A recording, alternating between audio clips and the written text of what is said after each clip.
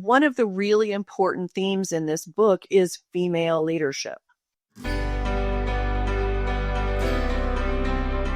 the thing that's unique about the Young Women organization is that we have multiple generations interacting at the same time. So we tell the story of how Henrietta is called to become the president of the first Young Ladies Association. For me, it's where I had my testimony foundations were built in Young Women's. Things are always going to change, and I don't think we need to be afraid of that. Welcome to Out of the Best Books, where we pull a new book from the Deseret Book Library and let it inspire insightful conversations for the curious believer in the gospel of Jesus Christ.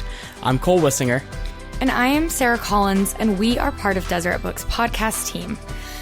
The Young Women's program was an integral part of my upbringing and understanding and growing my own testimony, especially when it comes to what it means to be a daughter of loving heavenly parents. And it's also the place where I learn not just spiritual lessons, but important life skills. This program is something that's impacted and influenced millions of women across the globe since its founding more than 150 years ago. And I'm also confident that this conversation that we'll have today, where we dive into more of this topic, will be insightful to anyone wanting to know more about our own church history.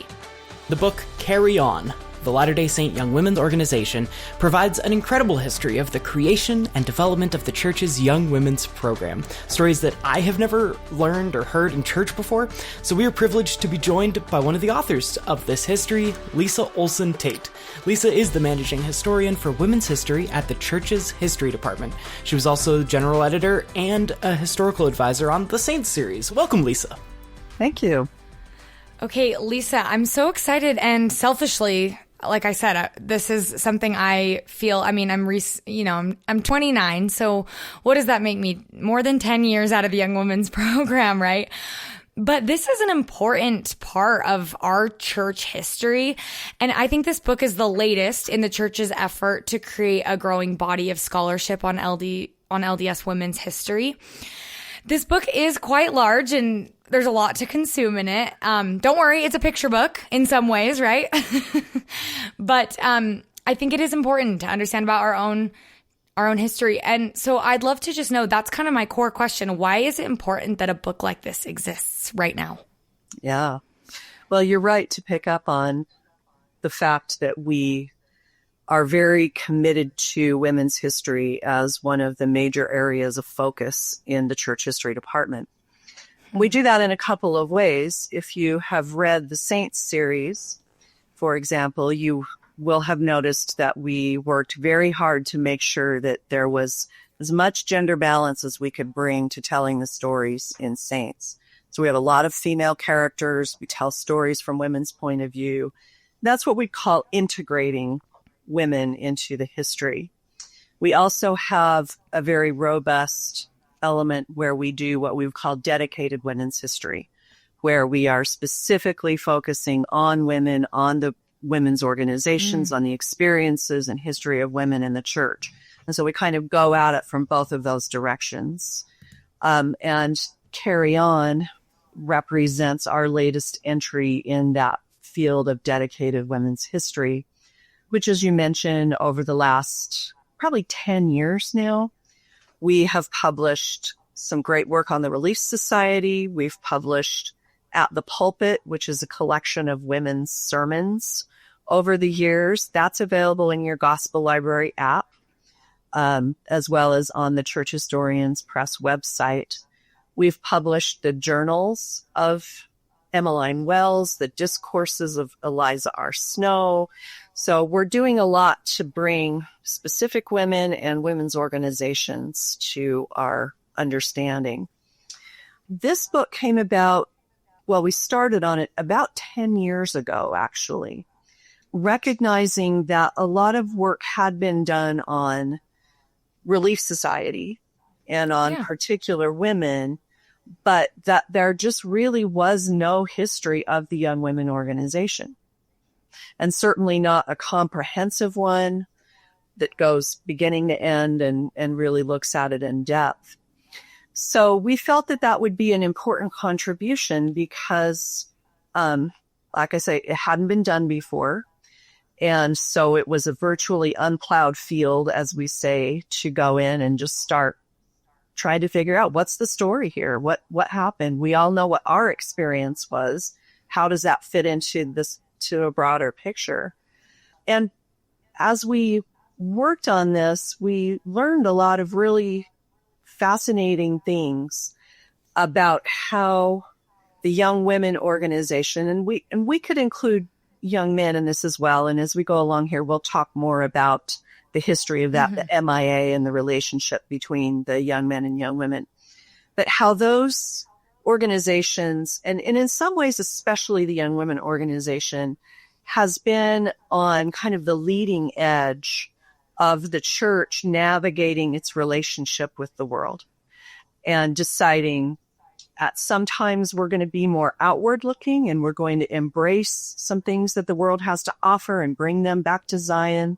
And at other times we're going to turn away and we're going to be more inward focused and take a more oppositional stance and try to build boundaries around our community. So this really, it's a history of the Young Women organization. It's also really a history of the church, but through a lens that you've never probably looked at it through before. That's a really fascinating, and we're gonna get to some of that as well, because I would love to hear just your perspective as a historian. But so you had that experience doing Saints. We see that this book kind of comes about because the church is trying to make this direct approach with a direct goal in mind. How do you get approached to come along, and at what point in the project did you become one of these co-authors, working with a team of other wonderful historians? So my personal background, when I did my dissertation, I wrote about the Young Woman's Journal, which was the magazine of the YLMIA, and I wrote about the 1890s, so at the turn of the century, and all the changes that are happening in Latter-day Saint culture at the time, and a sense of generational crisis. And so it was, and as a historian, I'm very interested in a generational approach to history, understanding that at any given time, what's going on is being experienced and shaped by different generations that are at different stages of their lives and interacting with each other. And anyway, so I brought all of that interest to it. I joined the department in 2013, worked on some other projects. And then in 2015, along with Kate Holbrook, our dearly departed late Kate Holbrook, and a couple of other women in the department, we started talking about, well, what should the next Women's History Project be? They were just finishing first 50 years of Relief Society and At the Pulpit. So what should we do next? And because of my own background and interest, this was something that I was, excited about, but also objectively looking at it, we recognized that it was a real opportunity to do something that hadn't been done and that would fill a gap and bring an important awareness. And the team went through several permutations. 10 years. It took us 10 years to write this book. And so we brought in Amber Taylor in 2019.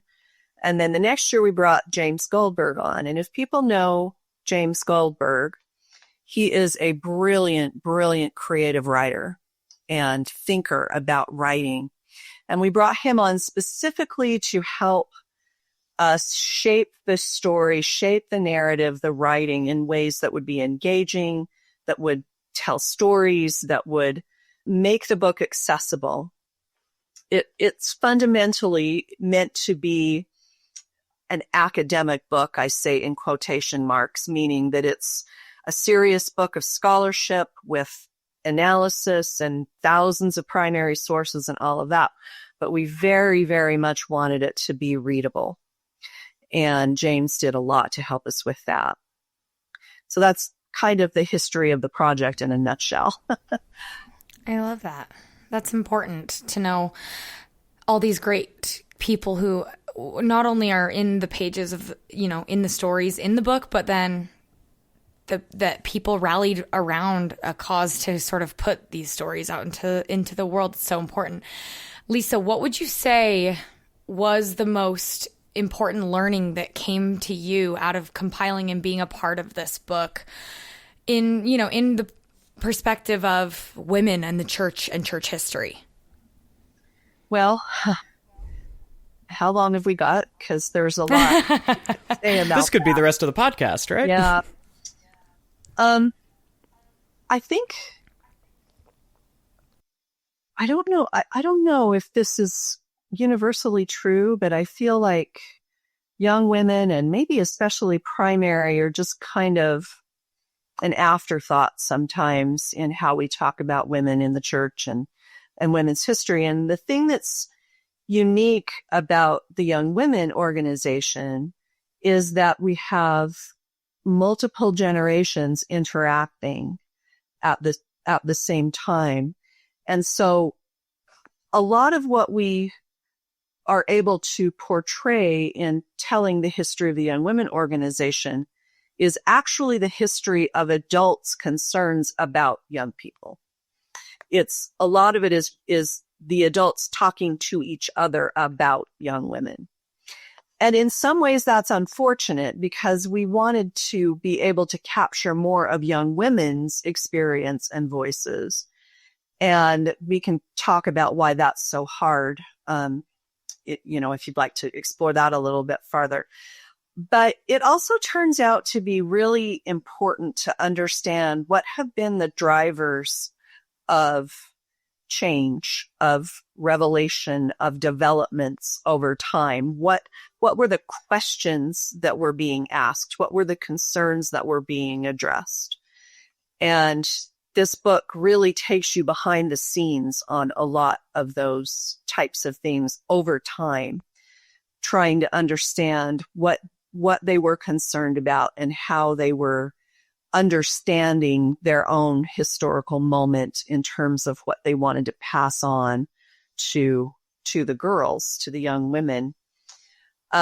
So one of the really important themes in this book is female leadership, is highlighting and, as I say, going behind the scenes with women at the local up to the general level, especially, who have been the leaders of this organization over time, and seeing how their leadership has been innovative. It has been inspired. It has responded to the needs and the questions of particular moments. And it has really shaped the church. As I say, this is a history of the church. It's an important history from an institutional perspective, but also from a lived perspective of how women experienced and dealt with those questions and those developments over time. And then as much as we could about how young women experienced and were shaped by the leadership of other women, of older women. So with that context of like leaders versus the girls, or I mean leaders and the girls, they're not in opposition, hopefully, too often. But who becomes kind of a hero in this book? Are there stories from the youth that you were able to pull, to find just like one or two, even if it's not as voluminous as what you have from the leaders? But who was a hero to you in 150 years? Yeah, well, I don't know if I think about it in terms of heroes, but there's some really engaging stories and voices that we were lucky to find. Most of our chapters begin with a person and a person's story. Not everyone, but most of them. And so the very first story in the book is Henrietta Lunt. She's 16 years old. She lives in Cedar City. Her dad's the bishop. Her mother and her mother's sister wife are in the Relief Society, and they run the telegraph office and so forth. And so we tell the story of how Henrietta is called to become the president of the first Young Ladies Association in Cedar City. And she herself says, I didn't know what I was doing. I was supposed to teach the gospel. I didn't know it myself. And we had no outlines. We had no materials to use back then. So it's a fun snapshot of what it looked like in those really early days. We also have in the second chapter, and I promise I'm not going to march chapter by chapter. And the third and the fourth and the fifth, yeah. But in the second chapter, we have a woman named Fanny Rowland. And she was a young woman in Springville, Utah, who became, enters the young ladies program in the 1890s. And then eventually she becomes the local president and eventually the stake young women president in the 1930s. But she fits into this profile of what we call the new woman, or the new Latter-day Saint woman, at a time when horizons are expanding for women, and there's all these different life patterns that are taking shape for girls. And her life fits into those patterns in some interesting ways. And that leads me to mention that the way we kind of structured the book was to tell what we call the institutional story. So here's the organization and how it developed, and then the cultural story. So what's going on in the culture, both in society at large and in the church, and how are those interacting? How are the developments in the institution being shaped by the forces in the culture? And this new woman idea is a place where that's really clear, that you have this cohort of younger women who are going to college, they're going back east, they're getting education, and they bring all of that to their service in the church. They channel that new woman energy into service in the church, and Fanny Rowland was a great example of that. And then at the middle of the 20th century, which is what we call the heyday of the MIA, when the youth programs are just huge and vibrant and the flagship of the church, and anybody who's older will remember or be aware of that MIA program that was so big in the middle of the 20th century. Our character in that chapter is Myrna Peterson. And we start out with her autobiography that she's writing, and she lives on this little farm in eastern Utah, and how, happy and optimistic, and she's participating in all of these MIA activities and so forth. We did not say this in the book, but that's actually my mother. And we were able to write about her because I had her Treasures of Truth book. And that's, if you read the book, you'll know what that is, but it was a scrapbook project that young women participated in for almost 50 years. And so we were able to go in and reconstruct what she did. And then we went to the local newspapers and found articles about it. And so that was really fun to use her and to be able to see her as representative of this really interesting period in the young women history. Oh my gosh. Lisa, I love that's a spoiler. I love that. That's such a fun twist that we get an insight into. So going back to what they're labeling this new woman, this to me feels revolutionary, that there has been an organization for women that's lasted more than 150 years. Was this revolutionary at the time when it started? And where does it stand kind of in the context of maybe its contemporaries? Yeah. Well, as we know, the Relief Society was organized in 1842, so almost 30 years before the Young Women. And actually, women's organizations were very popular, very big. There were a lot of them in the 19th century. Okay. So the Latter-day Saints were not doing something necessarily new, but they were certainly very self-conscious about what they were trying to do by organizing women and mobilizing women's talents and energies and leadership to build the church, build the kingdom.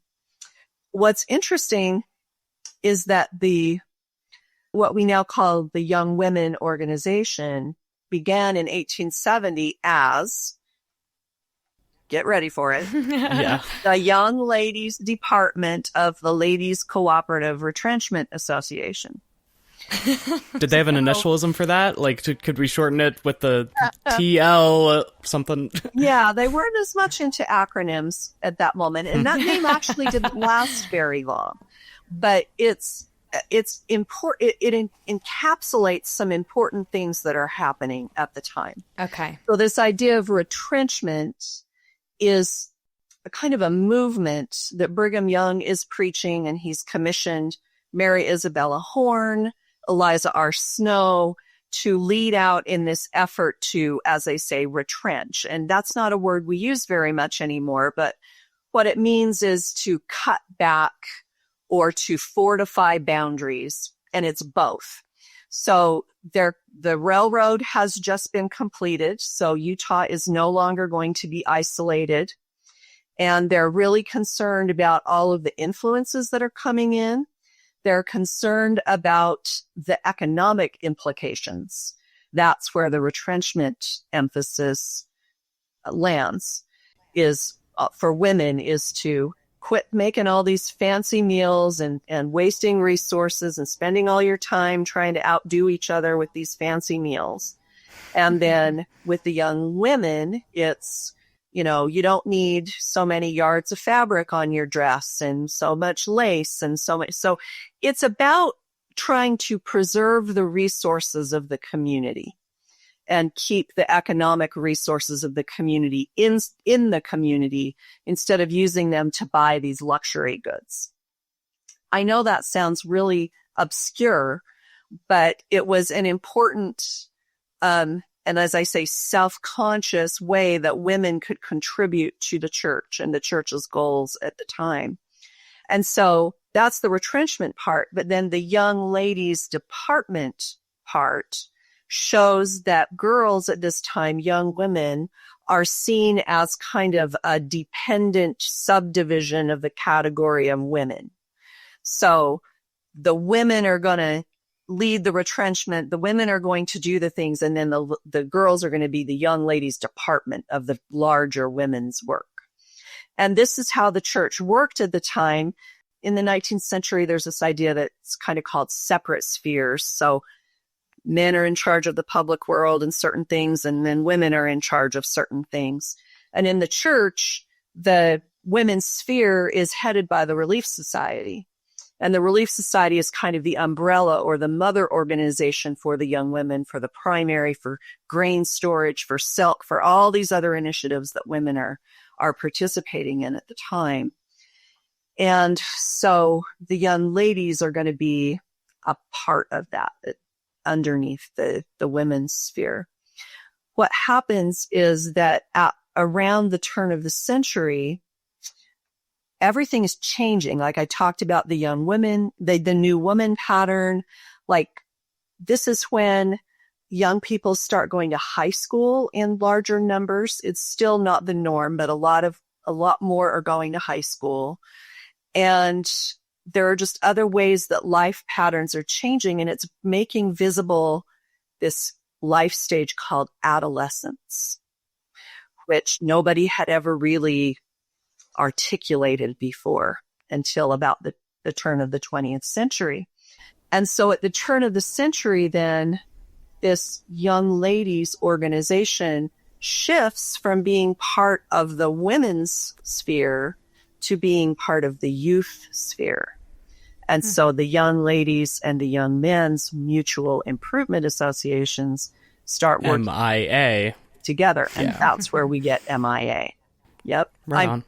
But the point is that the young women organization now joins forces with the young men, and together they are going to see to the needs of the youth, which is just the idea that youth have needs is kind of a new idea. They're kind of figuring this out. Yeah, and to know that the church cared about that, I think that's important. That feels precious to me, that they cared, the leadership cared to boost the young women and put them at the forefront of important society things. Well, and of course, this is where we get into questions about generational dynamics. One thing that we found in researching this history is that you can kind of set your watch by generational crisis. We're going to have one about every 25 years that we're going to look at the young people and go, oh my gosh, what's wrong with the kids today? And what are we going to do about the kids? I mean, that's that's kind of what the organization came out of in the first place, was the idea of, oh, God, I guess we came to Utah and escaped the world, and nobody thought to provide for the training of the kids. So now we've got to do something about that. And anyway, so all along there are these concerns about generational dynamics. And of course, any religion, but especially one like the Latter-day Saints, where it's not just a church, but it's a way of life, it's a people, it's a community. Like, we have to transmit that from one generation to the next, or we won't last. And so how do we do that? How has that been done? And that's one of the stories we tell in the book, is to show that that's kind of looked different at different times, but the concerns have always been the same. And fundamentally, for the young women around the turn of the century, they articulate the central mandate, the central mission for young women is to help girls gain testimonies. And that's how the organization thinks about itself. That's what its goals, everything that it does is geared around how do we help young women gain testimonies. So let's stay on that for just a moment here, because this is far before, from a historical perspective, a time that we are in today, where Young Women's is preparing women for missions in a way that they weren't a long time ago. And so I think when you get into the murky 60s and 70s, right, it seems like Young Women's was very concerned with the home economics of things, but it was started with the principles of gaining testimony, and we've found it again in this way of mission preparation. But what was like a turning point in finding that again, where we were preparing young women to learn the gospel? Well, I think the leaders all along would say that that's what they were doing. But there were different ways of thinking about it. And actually, from the beginning of the organization, and certainly by the early 20th century, the lower age was 14 to join young women, young ladies mutual improvement association, as it was called, until 1934. And that's when 12 and 13-year-olds are brought into the organization. And then there's really no upper age limit. The MIA had classes and groups and activities for people well into their 20s, if not older. In fact, by the 30s, 40s, 50s, they have adult groups as well. And so, of course, the first single young women called as missionaries is 1898. And part of that new woman cohort that I talked about is quite a few who served missions, including Fanny Rowland. And so the idea that mission prep is something new isn't entirely accurate. They were, I mean, it was still much less common. It wasn't the same as it is now, but that was definitely part of the thinking all along. This is where that institutional cultural story brings to bear, because what we have is around the turn of the century, the age for women to marry is something around 22. It's early 20s, maybe a little younger for Latter-day Saints, but it's in the early 20s. By the middle of the 20th century, even though the MIA is still covering, young people, men and women up into the adult years, the age of marriage is about 20, and even younger probably for Latter-day Saint women. Whoa. And so what that means in practical terms is that young women is marriage prep. And they are, and they're concerned about temple marriage and making sure that the young people are getting married in the temple, because that's one of the markers of faithfulness and commitment. It provides the best chance, they believe, for a happy marriage and for a successful marriage, and also the best chance of raising up another generation in the church. And so that affects the, lessons and messaging and the way that they think about what they're doing. It's still very much about gaining testimonies, but it's also about getting them married in the temple, which for a lot of young women is going to happen right after high school. And then as the 20th century goes on and we get to the 21st century, that age of marriage goes up again. And after 1972, 18 is the cutoff age for young women. And so that reconfigures how we're thinking about what we're doing, that there is going to be more of this space between high school young women and marriage. It takes a while for that to register, but I think what you point to there with the recent emphasis on preparation for missions and so forth is a really important marker of how that cultural institutional story has shifted in recent times. I love getting the historical perspective because you're always preparing for something, right? If you're in the schooling years, you're preparing for whatever is next because it's easy to see when there's always a next step to go. But just because we're preparing for missions now and that has a direct gospel tie-in doesn't mean there was not a gospel tie-in to preparing for marriage as well. It's beautiful. Right. And it was very cultural. Yeah. I mean, let's be honest. Yeah. And, like my mother that we talked about didn't get married until she was 28 years old. So it wasn't and she did serve a mission. So it's not that everyone was fitting into that stereotypical mode of the 50s, although a lot were. And, by the time I was in the Young Women program in the 1980s, it was very, I'm going to be honest, it was pretty heavy-handed about marriage.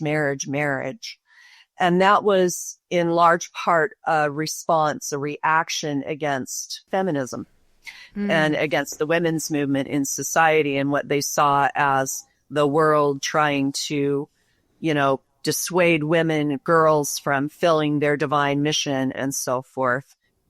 Part of the messaging that we were getting that I think in some ways was really culturally driven, though it was always intended and wanted to be tied to the gospel and to fundamental truths of the gospel. But then this is where the internationalization of the church comes in and change over time in just like who are the young women of the church. And by the 80s and 90s, you have tens and maybe hundreds of thousands of young women all around the world where circumstances are very different.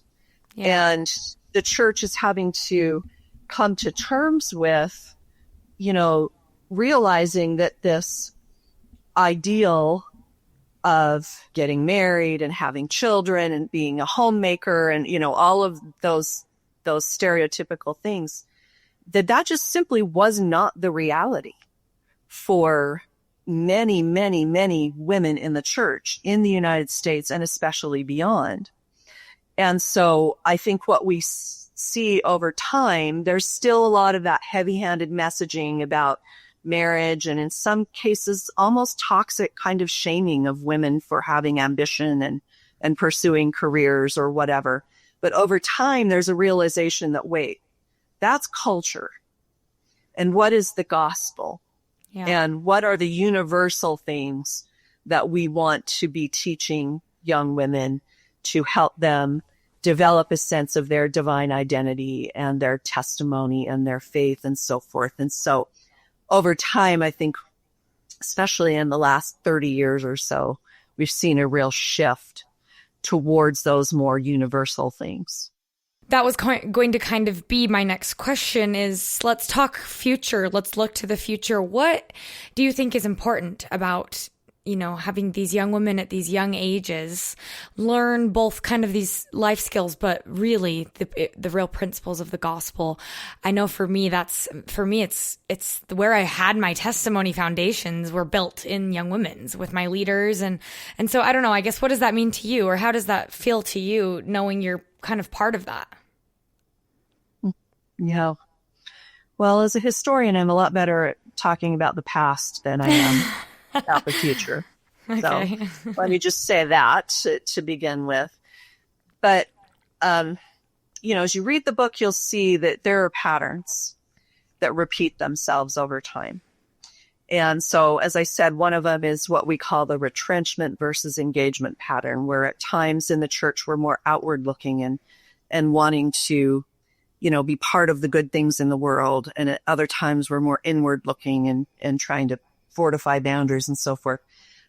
I think we've been in a little bit more of an outward looking moment for maybe the last 10 years or so.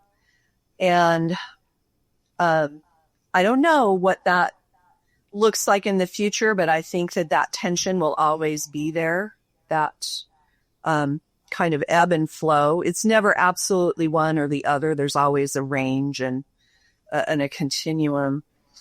But I think, if anything, we're in a moment of really heightened generational awareness. You guys are a lot younger than I am, and you've probably felt it yourselves, how there's so much concern for the rising generation and talking about the youth a lot and trying to reach the youth. Mm-hmm. And I think we're in a moment of trying to figure out the way forward. So in the past, again, as you'll see in the book, during especially those MIA years from the 1920s to the 1970s, there was this huge, elaborate program. It was very structured. There was a lot going on. You did dance festivals and music and speech and drama, and you had lessons, and you were Beehive Girls and Laurels, and they all had their own achievement programs and lots of to-do lists. Yeah, and I don't think it was ever the intention to just create a lot of checklists, but I think that's kind of what happened in a lot of cases. And you can see how that was not really exportable to the international church, both because of the size, because it was very American-centric. There's a lot of reasons that didn't work. And then since the early 1970s, when we might call it the wrecking ball era, where we just kind of took MIA and dismantled it and set it aside, and then had to figure out what to do instead. That created a decade or more of some instability and real difficulties in figuring it out. And then we have Ardith Kapp come along, who just is a visionary leader. I think she's one of the most important church leaders, period, of the 20th century. And she gets the program, gives it a framework that's really inspired and gets it back on its feet with this more, quote, spiritual orientation. And now in the last, 6 years or so, we've seen that kind of dismantled. And the young men have dropped Boy Scouts, which was always an important activity element of their program. And so now I think we're at a point where we're trying to figure out a way forward. I see hopeful signs. For me, this is a hopeful sign that the young men and young women are going to be working more closely together, which was the case during the MIA years, but then was kind of lost for a while. And now I think we're trying to find our way forward. And what's going to be the balance between having a more structured program as opposed to what we have now, which is very much not structured. And we could talk for a long time about the pros and cons of that approach. And I think we're in a moment of trying to figure that out now. And it'll be interesting to see. But the one constant throughout the history is change. Even when we've had frameworks like Sister Kapp's values and theme that lasted for 35 years, even within those years, there's always some tweaks and some changes and some adaptations and so forth that are going on. So things are always going to change, and I don't think we need to be afraid of that. You've given us a great perspective on the history of everything. So as we conclude here, can we make it personal once again? You mentioned Kate Holbrook's name at the very beginning, and I just like to highlight the fact that young women nowadays have so many different kinds of paths to go forward, right? And to see themselves in the future, especially in the gospel scholarship space. Was there someone that you had that helped you see this career path come forward, or even just like a colleague that you would like to give some credit to that help make the book possible and help make, what we see before us possible? Yeah. It's difficult for me to answer that question.